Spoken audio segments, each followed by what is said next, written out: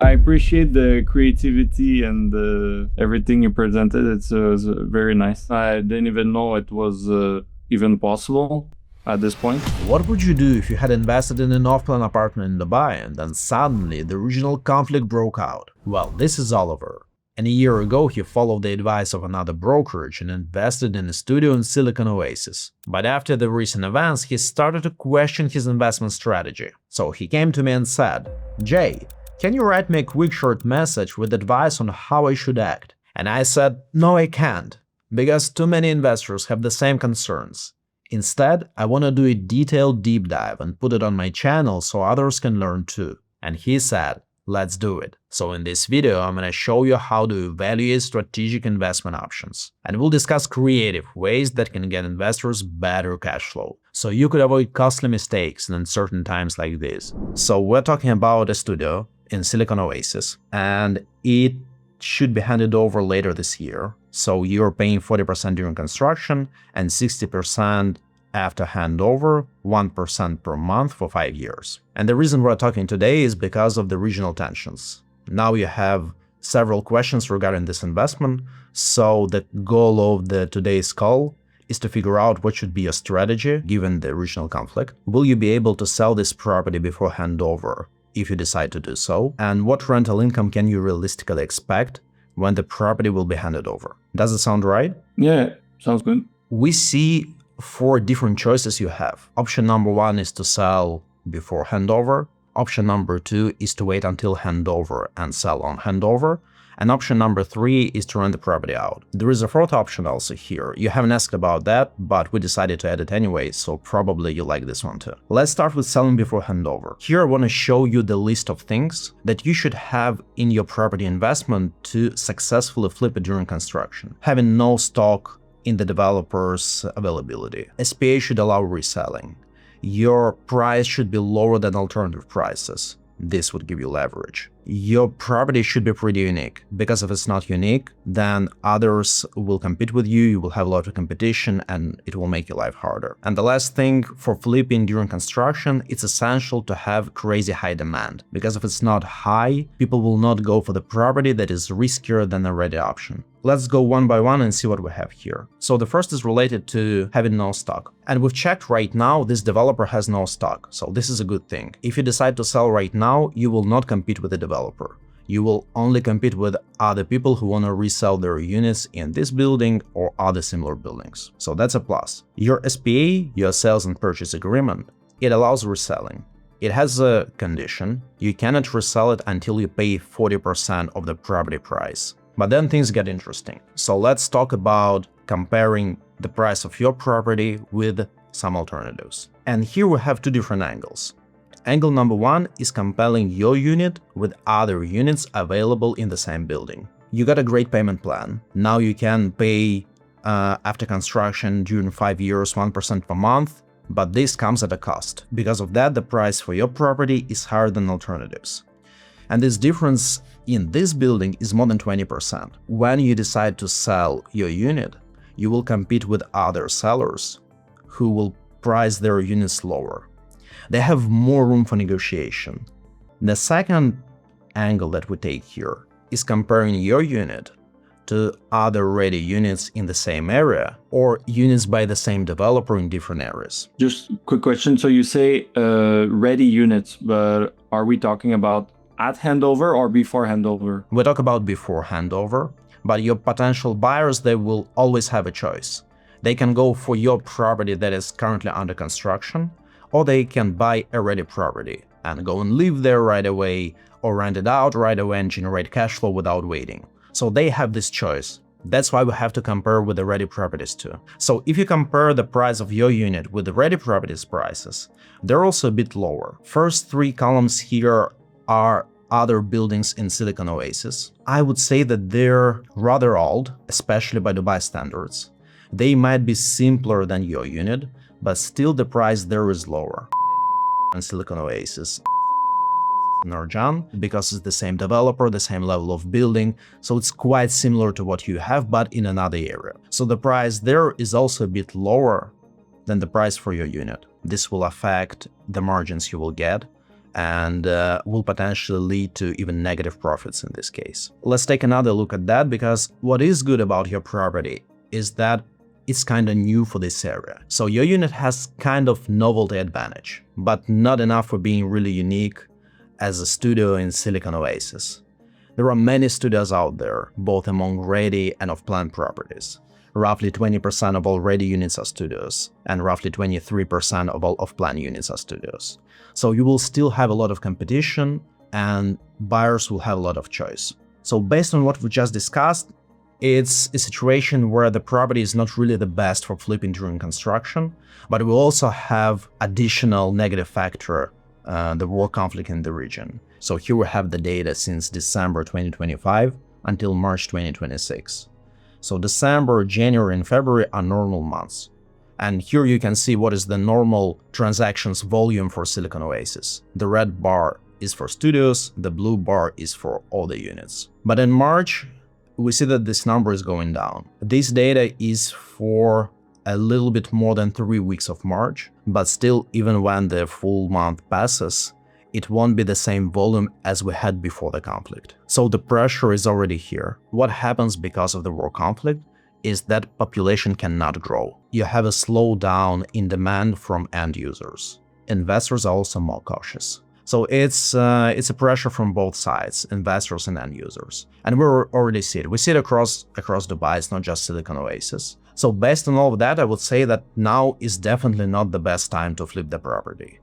Most likely you will do it at a price significantly lower compared to what you paid for it. We see that there was a flipping transaction in the same building, the same studio type. The only difference is that this studio was with a normal payment plan. That's why the price is a bit different. So someone bought it in July 2025 and then sold it in November 2025 during construction. So you can see that they made a little profit, 7%. But if you think about it, the owner of this property also paid 4% DLD fee. So you need to deduct that from their gain. Also, they paid some admin fees, maybe roughly 5,000 dirhams. And when they decided to sell, they paid for a non-objection certificate from the developer. That's also around 5,000 dirhams. So eventually, it comes down to making almost no profit. So that's why I would not advise you to do that.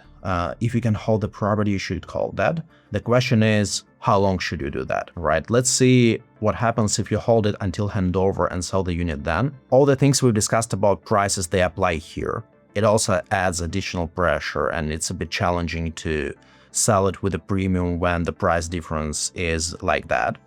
But also I want to pay attention to a couple of things. Number one is that this developer is historically not the best for flipping, even on handover.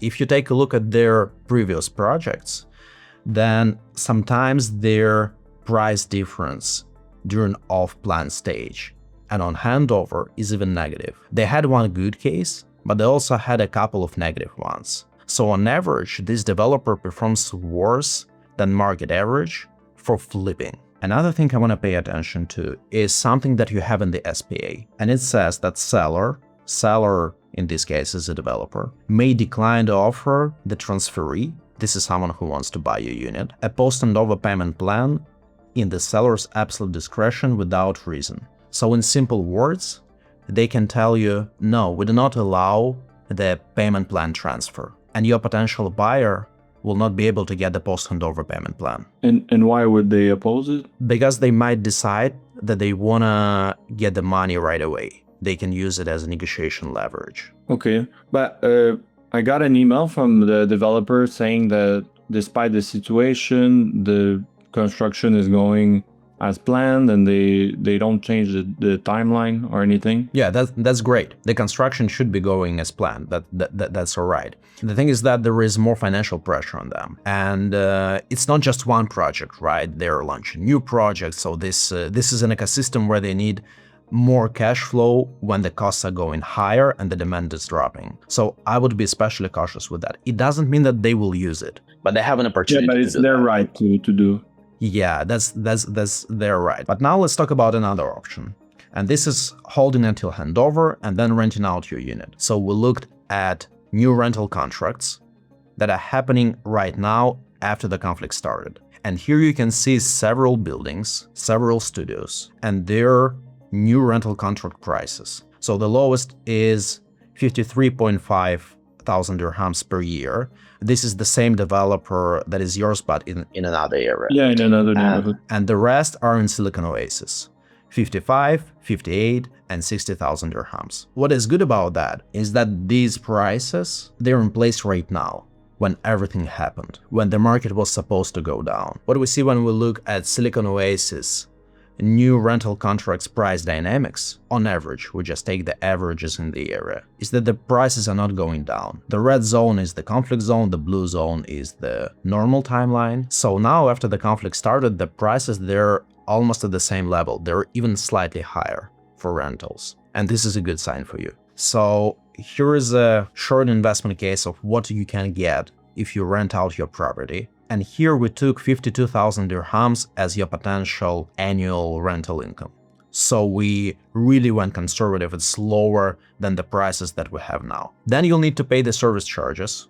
The service charges in your case are roughly 15 dirhams per square foot, according to your SPA. So you'll pay roughly 6,000 dirhams per year in service charges. And also, when you're planning your rental cash flows, you should take into account potential vacancy losses. We also want to make it conservative here. So we're saying 1 month per year, your property will be vacant. And based on that, your net rental income is around 41.5 thousand dirhams per year. What we compare this number to is the payment you're making according to a payment plan. You're supposed to pay 79.8 thousand dirhams every year according to your current payment plan. So the rental income you'll be getting will cover roughly half of that. It will not cover it fully. That's what you have in a standard situation if you just keep your current payment plan and get a normal rental rate, slightly lower than what we see now. But let's discuss another options, and this is our option number 4. So what you can do to improve your cash flows is getting a mortgage. Let me tell you why. First of all, you should know that your property can be mortgaged. You already paid 40% of the property price, and this can work as your down payment. And the rest, 60% that is supposed to be paid after handover, you can mortgage this part. Second, the main advantage you get from this is that you're increasing your payment timeline. So now you have 5 years to pay out the whole sum, but if you take a mortgage, you'll increase this to 25 years. And if you do that, you get a longer period and lower payments. And if you have lower payments, you have better cash flow economics. There are some fees? Yeah, you pay interest. Even with an interest, your rental income should be enough to fully cover your mortgage payments and even get some additional money. Let me show you how it works. What is the standard down payment, the percentage? For residents, it's normally 20%. For non-residents, 40%. Ah, okay. So these 40% you already paid, it works as a down payment. So we made some assumptions. The terms, they differ case by case, but normally non-residents can get around 6% interest rate. We assume that you will take a 25-year mortgage. Based on that, your total annual payment to the bank should be around 31.7 thousand dirhams. That's 2.6 thousand dirhams monthly. So if you make 41.6 thousand dirhams per year as net rental income, that's more than enough to cover 31.7 thousand dirhams of mortgage payments. And you have almost 10,000 dirhams extra. Okay. But the interest rate is fluctuating, isn't it? It will be fixed for several years. Like normal terms in Dubai right now is that you fix interest rates for 3 years.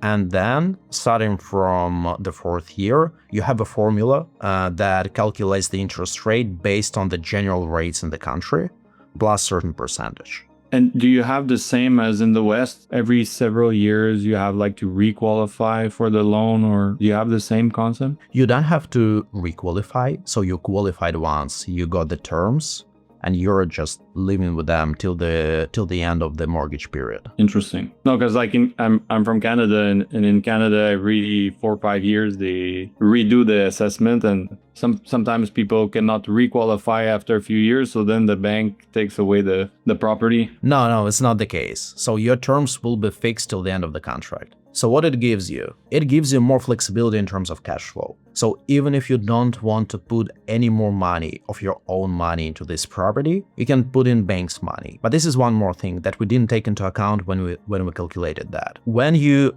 take a mortgage with a post-handover payment plan, you basically come to the developer and pay the outstanding amount right away. So instead of paying it over 5 years, you pay it in one installment because you're getting money from the bank. You mean to the developer specifically? To the developer. Yeah. So the developer gets all the money right away, and this basically opens some room for negotiations. You can try to negotiate. Oh, you mean like a lower total price, you mean? Yeah. This is a moment when you can try to negotiate a lower price with the developer. What you can get? You can get a better cash flow. You can get profits monthly, even if the market goes down a bit and you rent your property out at a lower rate than we have now. And number 3, you can get a lower price. Since the contract was already signed, then the developer wouldn't have like the incentive to lower the price. Their incentive to lower the price is to get all the money right now. They also want the money as soon as possible.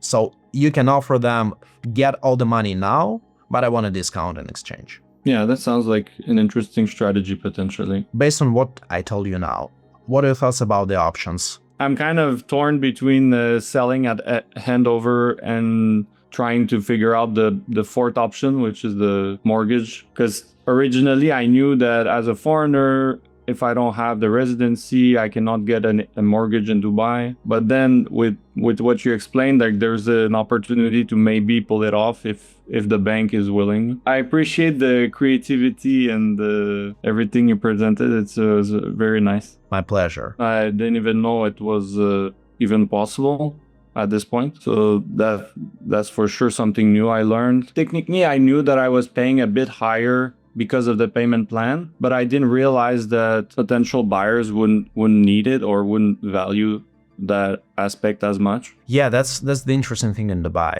Off-plan and secondary market, they have completely different buyers. Mm-hmm. And on the secondary market, very large portion are mortgage buyers. They're residents, they have easy access to mortgage, they can just put down 20%. For them, flexible payment plan is not such a big advantage. No, it makes sense. I understand, but there are so many nuances, but we always learn, and of course the situation makes it even more difficult to market-wise, predictability and so on. But I always see it like some people will see a challenge and think that it's the end and it's bad, and some people will see it like as an opportunity. So I guess it just depends on your mindset.